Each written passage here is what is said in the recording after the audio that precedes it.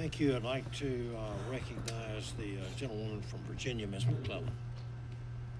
Thank you, Mr. Chairman and Ranking Member Lofgren, for planning this hearing on NOAA today. I would say, as a 18-year state legislator who served on the Agriculture, Natural Resources, and Conservation Committee, I relied heavily on NOAA, both to inform my constituents on different weather events hitting Virginia, but also in our work on that committee, particularly around marine life.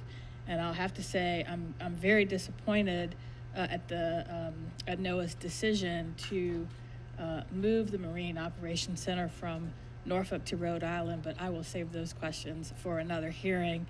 But I do want to focus on the fact that the 4th District of Virginia is part of the Chesapeake Bay watershed, where there are ongoing environmental restoration efforts. And the NOAA's Chesapeake Bay office, formally established by Congress in 1992, partners with federal agencies, state and local governments, nonprofits, academic institutions, and others to improve the health of the Chesapeake Bay, which is critically important not only to Virginia, but the entire Bay watershed area. Could you speak to how such efforts and partnerships may be impacted if NOAA were to become an independent scientific agency? Thank you, Congresswoman. Having property on the Chesapeake Bay, Western Shore in Maryland, that your question is near and dear to my heart. I think NOAA would be able to improve its partnerships and conservation mission for the Chesapeake Bay and everywhere in the U.S. exclusive economic zone, because being independent would allow them to manage their programs more independently, autonomously, and efficiently. Thank you.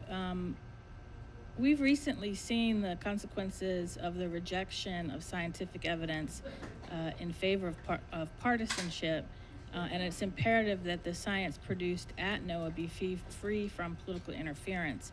How would an independent NOAA safeguard that process? One of the things that I did while I was there was revisit the scientific integrity policy with the help of the staff office and line offices. And I think it's the gold standard in government agencies. But the challenge is, as good as it is, it's only enforceable downward. It's not enforceable upward. There is absolutely nothing NOAA can do, even no matter how great their scientific integrity policy is, to enforce it upwards to Department of Commerce. And I think an independent agency would have full control over that policy, and they wouldn't have to worry about levels above them that can change that. Thank you for that. And the NOAA Organic Act includes climate as part of NOAA's mission, but doesn't specify NOAA's role in providing climate services. Could you speak to the impact of codifying the significant work NOAA is currently doing in climate services? As far as, NOAA is the lead agency when it comes to the mission of climate. I mean, everything they do, from observing the Earth to doing the forecast, to running the models, the research and development, particularly some of the model work coming out of GFDL, it's phenomenal. I mean, they are the gold standard when it comes to climate analysis and projections. And I think that this is obviously going to be something that is going to be more challenges coming forward in the future, and something that they're going to have to more heavily invest in. Looking forward to that.